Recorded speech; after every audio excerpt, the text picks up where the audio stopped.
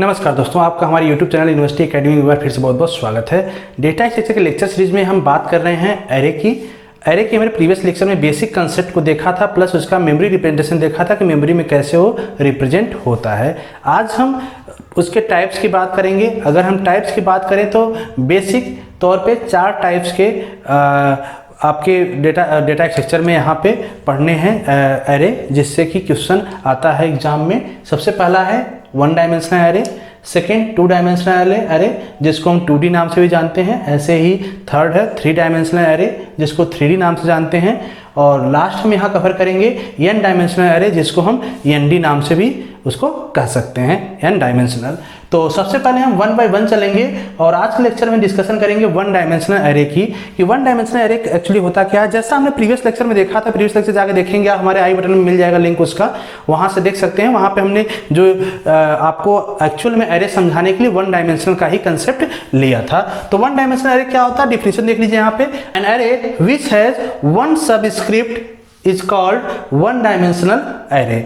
कहने का मतलब है कि जब हम एरे डिफाइन करेंगे किसी भी प्रोग्रामिंग लैंग्वेज में, तो वहाँ पे सबस्क्रिप्ट, जो ये सबस्क्रिप्ट है यही डिसाइड करता है कि कितने डायमेंशनल का आपका एरे है। अगर यहाँ पे 1 सबस्क्रिप्ट है तो 1 डायमेंशनल हो गया। अगर 2 सबस्क्रिप्ट है तो 2 डायमेंशनल हम कह सकते हैं। 3 है तो 3 डायमेंशनल कह सकते हैं। अगर नंबर्स ऑफ सबस्क्रिप्ट हैं तो कितने हो जाएंगे, n डायमेंशनल। इसी बेस पे बेसिक आपका यही है डायमेंशन, जो यहाँ पे डायमेंशन बोला गया है, डायमेंशन का बेसिक कंसेप्ट यही है। तो हम यहाँ पे बात कर रहे हैं 1 डायमेंशन की। तो समझिएगा कि यहाँ पे जो हमने एक एरे डिफाइन कर रखा है, इंटीजर डेटा टाइप है आपका, ए आपका एरे नेम है, और 5 कि जो एरे की साइज है वो कितनी है, 5। अगर हम इसको देखें, ये जो है ये पार्ट कितना है, केवल 1 सबस्क्रिप्ट है। 1 सबस्क्रिप्ट है, इसलिए हम इसको क्या कहते हैं, 1 डायमेंशनल। अब देखिए जो साइज, अगर साइज केवल एक ही बार दिया गया है मतलब 1 डायमेंशनल 1 सबस्क्रिप्ट, इसी को हम कहते हैं।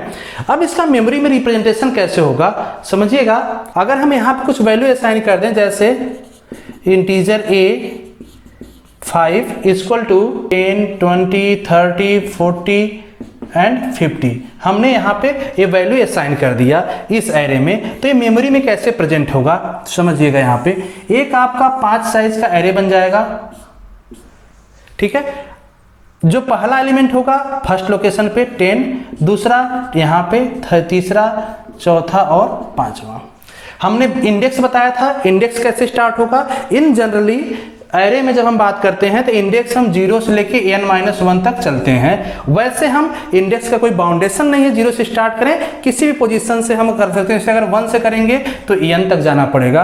अगर हम 2 से करेंगे तो 5 एलिमेंट स्टोर करने के लिए मुझे कितना जाना पड़ेगा, n+1 तक जाएगा, तभी यहाँ पे 5 एलिमेंट स्टोर हो पाएंगे, क्योंकि आपका एलिमेंट कितना है, 5 दिया हुआ है। या सिंपली कहने का मतलब कि अगर 0 से n-1 जाते हैं तो n एलिमेंट यहाँ आएंगे, 1 से n तक जाते हैं तो यहाँ भी n एलिमेंट आएंगे, यहाँ पे 2 से n+1 तक जाते हैं तो n एलिमेंट यहाँ भी आएंगे। तो नंबर ऑफ n एलिमेंट ही होंगे, लेकिन उसको इंडेक्सिंग शो करने का अलग अलग तरीका है, ठीक है। तो इंडेक्सिंग हम कर देते हैं। हम बेसिक पूरे थ्रू आउट डेटा स्ट्रक्चर में हम बेसिक पे चलेंगे 0 से। कुछ प्रॉब्लम्स आएंगे जिसमें अलग अलग इंडेक्सिंग होगा, तो उसको हम वहाँ पे सॉल्व करेंगे उस टाइप क्वेश्चन को।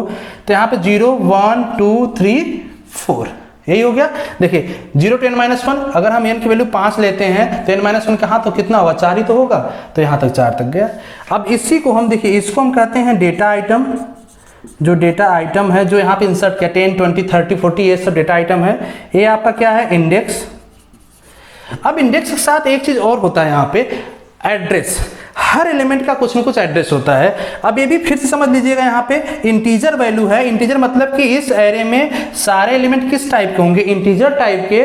और इंटीजर टाइप मेमोरी में कितना लेता है, 2 बाइट। मतलब 2 बाइट आपका ए एलिमेंट भी लेगा, 2 बाइट ए भी लेगा, 2 बाइट ए भी लेगा, 2 बाइट ए भी लेगा, 2 बाइट ए भी लेगा। 5 एलिमेंट है तो 2 बाइट के हिसाब से कितना हो गया, टोटल साइज इसकी कितनी होगी, 10 बाइट की। 10 बाइट तो ये मेमोरी में लेगा। लेकिन ध्यान दीजिए कि कैसे हम इसको रिप्रेजेंट करेंगे। रिप्रेजेंट करने के लिए जैसे ए वाला एलिमेंट है, कितनी बाइट लेगा, 2 बाइट। अगर हम सपोज पहला लेते हैं 1000 और दूसरी बाइट इसका लेते हैं 1001, इसी तरीके से हम इस केस में इसका एड्रेस लेते हैं 1002 और 1003। यहाँ पे ले लेंगे 1004, 1005, यहाँ पे हम ले लेंगे 1006 और 07। इसी तरह से 1008 और 09, इस तरह से देखिए 1 2 3 4 5 6 7 8 9 10, 10 आपके बाइट हो गए जो 10 बाइट होने चाहिए। लेकिन जब हम बात करेंगे एड्रेस रिप्रेजेंटेशन की, तो एड्रेस रिप्रेजेंटेशन देखिए इस एलिमेंट के जो 2 बाइट हैं, इसमें से जो फर्स्ट बाइट है वही केवल उसकी रिप्रेजेंट करता है उसके एड्रेस को। मतलब यहाँ पे हम सिंपली इसका एड्रेस 1000 ही लिख सकते हैं। इसी तरह से यहाँ पे देखिए इसके 2 बाइट हैं, लेकिन जो इसका फर्स्ट बाइट है यही इसके एड्रेस को रिप्रेजेंट करेगा, तो यहाँ पे हम डायरेक्टली केवल 1002 लिख सकते हैं। ऐसे यहाँ पे डायरेक्टली 1004 लिख सकते हैं। ऐसे यहाँ पे डायरेक्टली हम केवल 1006 लिख सकते हैं, ठीक है। और यहाँ पे हम डायरेक्टली 1008 लिख सकते हैं, ठीक है। अब देखिए जो भी एलिमेंट होंगे वो एडजेसेंट कॉन्टिग्यूअस लोकेशन पे स्टोर होंगे। कॉन्टिग्यूअस लोकेशन से मतलब है देखिए जब इसका ए बाइट लेगा 2 बाइट 1000 और 1001, तो ए बीजी कर लिया, तो इसके बाद 2 से स्टार्ट होगा ना, तो 2 और 3 इसके पास आ गया, 3 के बाद 4 से स्टार्ट हो, 4 और 5 ए ऑक्युपाई कर लिया, फिर 6 और 7 ए ऑक्युपाई कर लिया, 8 और 9 ए ऑक्युपाई कर लिया। तो ये लोकेशन हमेशा यहाँ पे मैटर करता है, रैंडमली यहाँ पे कोई भी लोकेशन हम नहीं आ सकता। तो इस तरह से जो एरे साइज है वो आपका फिक्स हो जाता है। अब क्वेश्चन उठता है यहाँ पे किसी भी 1 डायमेंशनल एरे में अगर हम बात करें कि मुझे किसी भी लोकेशन पे मतलब किसी भी एलिमेंट लोकेशन का एड्रेस फाउंड करना है, तो हम कैसे फाउंड करेंगे। तो उसका बेसिक आपको यहाँ पे फार्मूला दिया गया है, इसी फार्मूले से उसको हम कैलकुलेट कर सकते हैं। हमने प्रीवियस लेक्चर में भी एक फार्मूला बताया था, लेकिन उस फार्मूले में थोड़ा सा यहाँ पे अपडेट है, क्योंकि ये जनरल फार्मूला है, किसी टाइप के प्रॉब्लम के लिए किसी भी इंडेक्स से यहाँ पे स्टार्ट हो, ठीक है। तो कैसे निकालेंगे, देखिए फार्मूला है लोकेशन ए आई मतलब आई यहाँ पे जिस लोकेशन का मुझे एड्रेस फाइंड आउट करना है, B plus W I minus L. एक एक यहाँ पे जो सिंबल उसकी मीनिंग भी समझ लीजिएगा। आई मतलब है element whose address to be found, जिसका एड्रेस आपको फाउंड करना है वो क्या है, यहाँ पे उसका लोकेशन है, एलिमेंट का लोकेशन आएगा जिसका एड्रेस मुझे फाइंड आउट करना है। सेकेंड बी स्मॉल बी यहाँ पे हम लेके चल रहे हैं, तो स्मॉल बी हो जाएगा आपका बेस एड्रेस।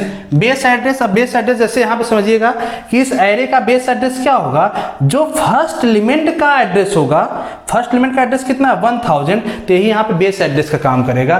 तो बेस एड्रेस बी। डब्ल्यू क्या हो जाएगा, size of element. Size of element जैसे हमने बताया कि यहाँ पे हर एलिमेंट की साइज कितनी है, इंटीजर है तो कितनी है 2 बाइट, तो 2 बाइट हो जाएगा size of element.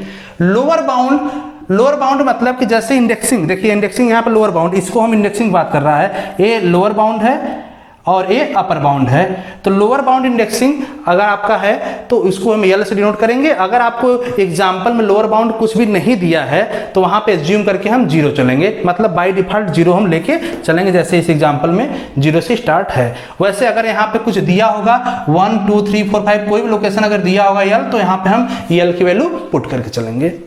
For example जैसे हम एक क्वेश्चन लेते हैं, इसी फार्मूले से सॉल्व करने की कोशिश करते हैं। एक एग्जाम्पल समझते हैं इसी में। सपोज कीजिए कि मुझे इस फार्मूले से फाइंड आउट करना है 2 लोकेशन का, मतलब 2 इंडेक्सिंग का। तो LOC A2 अगर मुझे फाइंड आउट करना है तो एड्रेस यहाँ देखिए कैसे निकलेगा।